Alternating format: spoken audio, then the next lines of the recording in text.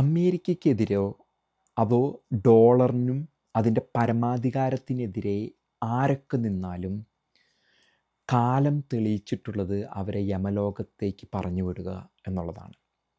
ആദ്യമായിട്ട് ഇതിൻ്റെ ഉദാഹരണമായിട്ട് ഞാൻ പറയുന്നത് സദാം ഹുസൈൻ. 1980കളിൽ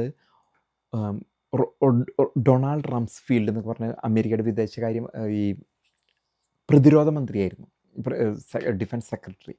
ആ സമയത്ത് മൂത്ത ബുഷിൻ്റെ കാലഘട്ടത്തിലും ഈ റൊണാൾഡ് റീഗൻ്റെ കാലഘട്ടത്തിലൊക്കെ ഇദ്ദേഹം ഭരണതലത്തിൽ വളരെ സ്വാധീനം ഉണ്ടായിരുന്ന വ്യക്തിയാണ്. അന്ന് 79 അമേരിക്കയ്ക്കെതിരെയുള്ള ഈ കമ്മ്യൂണികളുടെ പ്രശ്നങ്ങൾക്ക് ശേഷം അമേരിക്ക ഈ ഇതൊരു പോയിട്ട് ധാരണയിലെത്തിയത് സദാം ഹുസൈനായിട്ടാണ്. ഇറാനും ഇറാഖിൻ്റെയും ആ ഒരു ഇതിൽ, കാരണം ഇറാനെ പോയി ആക്രമിക്കാനായിട്ടുള്ള വകുപ്പില്ല. അന്ന് കോൾഡ് വാർ ഉണ്ട്. റഷ്യ വലിയ പ്രബല ശക്തിയായിട്ട് നിൽക്കുന്ന സോവിയറ്റ് യൂണിയൻ.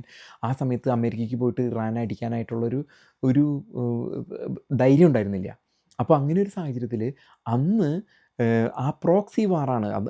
നമുക്കറിയാം, ആ കാലഘട്ടം ചരിത്രം എടുത്ത് നോക്കുമ്പോൾ ഇപ്പോൾ രണ്ടാം ലോക മഹായുദ്ധത്തിന് ശേഷം കൊറിയൻ വാർ നടക്കുന്നു, നോർത്ത് കൊറിയ സൗത്ത് കൊറിയ ആയിട്ട് മാറുന്നു, വിയറ്റ്നാം വാർ നടക്കുന്നു, അതും അവിടെ ഇതായിട്ട് നടക്കുന്നു, പിന്നെ ഇന്ത്യ ചൈന വാർ നടക്കുന്നുണ്ട്. അതിലൊക്കെ പക്ഷം പിടിക്കുന്നത് അന്ന് എല്ലാം നിർണ്ണയിച്ചിരുന്നത് സോവിയറ്റ് യൂണിയനും അമേരിക്കയാണ്.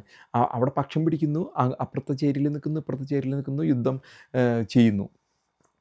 അതെ, ആ ഒരു കാലഘട്ടത്തിലാണ് ഇറാൻ അമേരിക്കയ്ക്ക് ഈ പണി ചെയ്യുന്നത് 1979.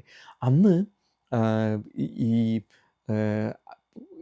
ഇറാൻ്റെ പിന്തുണ, സോവിയറ്റ് യൂണിയൻ്റെ പിന്തുണ ഉള്ളതുകൊണ്ടാണ് ഇറാൻ ഇത്തരത്തിലുള്ളൊരു ഇതിന് ധൈര്യപ്പെട്ടത്. അപ്പോൾ അമേരിക്ക സദാം ഹുസൈനായിട്ടൊരു ധാരണയിലെത്തി. അവിടെയുള്ള കുർദുകൾ അങ്ങനെയുള്ള ശക്തികളൊക്കെ ആയിട്ടൊരു ധാരണയിലെത്തിയിട്ട് ഇറാനെ തിരിച്ചടിക്കാനായിട്ടുള്ള പരിപാടികൾ അവിടെ അങ്ങനെ അടിച്ചു നിന്നു. അപ്പോൾ സദാം ഹുസൈന് വേണ്ടി വരുന്ന ആയുധങ്ങളും ടെക്നോളജിയൊക്കെ അന്ന് കൊടുത്തിരുന്നു. കെമിക്കൽ ബോംബ് വരെ കൊടുത്തിരുന്നു. സദാം ഹുസൈൻ അത്ര വലിയ അനുയായിയായിട്ട്, അമേരിക്കയുടെ അനുയായിട്ടാണ് 80കളിൽ കഴിഞ്ഞിരുന്നത്. ആ സമയത്താണ് പിന്നീട് സദാം ഹുസൈൻ്റെ മോഹങ്ങൾ വളരുന്നു. അദ്ദേഹം കുവൈറ്റ് പിടിച്ചെടുക്കുന്നു. 90കളിൽ 91 കാലഘട്ടത്തിൽ കുവൈറ്റ് പിടിച്ചെടുക്കുന്നു. ഒറ്റ രാത്രി കൊണ്ട് അയാൾ കുവൈറ്റ് പിടിച്ചെടുത്തു. അയാളുടെ മോഹം സൗദിക്കുണ്ടായിരുന്ന ആ ഒരു പരമാധികാരം അത് അട്ടിമറിച്ച് ഗൾഫ് മേഖല അദ്ദേഹത്തിൻ്റെ ഭരണത്തിൻ്റെ ആ ഒരു അതിമോഹം അല്ലെങ്കിൽ അത്യാഗ്രഹം, ആ മൊത്തമായിട്ടുള്ള ഗൾഫ് പിടിച്ചെടുക്കുക എന്നുള്ളതായിരുന്നു. എന്നാൽ അതിൽ കാരണം അമേരിക്കയുടെ സഖ്യകക്ഷികളാണ് സൗദി അറേബ്യ, ഖത്തർ, കുവൈറ്റ്, ഈ രാജ്യങ്ങളൊക്കെ.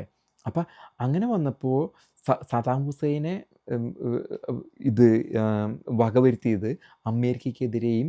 അദ്ദേഹം പിന്നെ പറഞ്ഞു, എണ്ണയിൽ ഉപരോധം വരികയും എണ്ണക്കച്ചവടം സ്വർണത്തിലും നടത്തണം, പണ്ടത്തെ പോലെ ഈ സ്വർണത്തിൽ വ്യാപാരം നടത്തണം, ഡോളറിനെ എടുത്തെറിയണം എന്നൊക്കെ ഡോളറിനെതിരെയും അമേരിക്കയ്ക്കെതിരെയും തിരിഞ്ഞു. അദ്ദേഹത്തിൻ്റെ, നമുക്കറിയാം, അദ്ദേഹത്തിനെ ഇതിൻ്റെ അദ്ദേഹത്തിനെ ഈ വധിക്കുകയാണ് ഉണ്ടായത്. വധിക്കുക എന്ന് പറഞ്ഞാൽ നിയമത്തിൻ്റെ മുമ്പിൽ കൊണ്ടുവന്ന് ജഡ്ജി ഓർഡർ ചെയ്ത പ്രകാരമാണ് അദ്ദേഹത്തിനെ കൊന്നത്. നമ്മളൊരു കാര്യം മനസ്സിലാക്കേണ്ടത്, സദാം ഹുസൈൻ സുന്നിയായിരുന്നു. ഈ ഇറാഖിൽ ബഹുഭൂരിപക്ഷവും ഷിയകളാണ്. എന്നിട്ട് പോലും സദാം ഹുസൈൻ അമേരിക്ക സംരക്ഷിച്ച് കൊണ്ടുവന്നത് സദാം ഹുസൈൻ ഒരു പാർട്ട്ണർ ആയിരിക്കും എന്ന വിശ്വാസത്തിലാണ്. പക്ഷേ സദാം ചതിച്ചു, കുർദുകളെ കൊന്നു. അമേരിക്ക കൊടുത്ത കെമിക്കൽ വെപ്പൺ ഉപയോഗിച്ചിട്ട് അമേരിക്കയുടെ തന്നെ സഖ്യകക്ഷിയായ കുർദുകൾ കുറച്ച് ഇറാഖിൻ്റെ വടക്ക് ഭാഗത്തൊക്കെ പ്രശ്നങ്ങൾ ഉണ്ടാക്കിയിരുന്നു. സദാം ഹുസൈൻ നല്ലൊരു നേതാവായിരുന്നു. പക്ഷെ അദ്ദേഹം അമേരിക്ക ഉപയോഗിച്ച് ഭരണത്തിൽ കയറിയിട്ട് അമേരിക്കയുടെ തന്നെ സഖ്യകക്ഷികളെ ഇല്ലാണ്ടായിരുന്നു. കുവൈറ്റിനെ പിടിച്ചടക്കുക, ഇത്തരത്തിലുള്ള. എന്നിട്ടും അമേരിക്ക കുറേ ക്ഷമിച്ച് നിന്ന് അവസാനം രണ്ടാമത്തെ ഓപ്പറേഷൻ ഡെസേർട്ട് സ്റ്റോം 91, 92 കാലത്തിൽ സദാമിനെ വകവരുത്തിയില്ല. രണ്ടാമത്തെ തവണ 2001 ഇത് നടന്നപ്പോഴാണ് സദാം ഹുസൈനെ പിടിച്ചു കൊണ്ടുപോയി വകവരുത്തുന്നത്. അദ്ദേഹം ഡോളറിനും അമേരിക്കയ്ക്കും എതിരെ തിരിഞ്ഞ് ഒരു കൂട്ടുണ്ടാക്കി കൊണ്ടുവരുന്നത്. നമുക്കറിയാം, 2001 അവിടെ വേൾഡ് ട്രേഡ് ആക്രമണം നടന്ന സമയത്ത് ഒരു തോക്കെടുത്ത് കൊണ്ടുവന്ന് അദ്ദേഹം മുകളിലേക്ക് വെടിവെക്കുന്നു, സന്തോഷം രേഖപ്പെടുത്തുന്നു. അതൊക്കെ നമ്മൾ കണ്ടതാണ്. ഒപ്പം തന്നെ അതിനുശേഷം അമേരിക്കയ്ക്കെതിരെ വന്ന ഒരു ശക്തിയാണ് മുഅമ്മർ ഗദ്ദാഫി, ലിബിയ. അദ്ദേഹം 70കൾ 80കളിൽ തന്നെ ഒരു അമേരിക്കയുടെ പാൻ അമേരിക്ക ഫ്ലൈറ്റ് ലണ്ടനിൽ നിന്ന്, ഹീത്രോയിൽ നിന്ന് പറന്നുയർന്ന് അപ്പം തന്നെ ലോക്കർബി ബോംബർ, ആ ബോംബ് വെച്ച് തകർത്ത ഇതുണ്ട്. അമേരിക്കയുടെ ശത്രുവായിരുന്നു.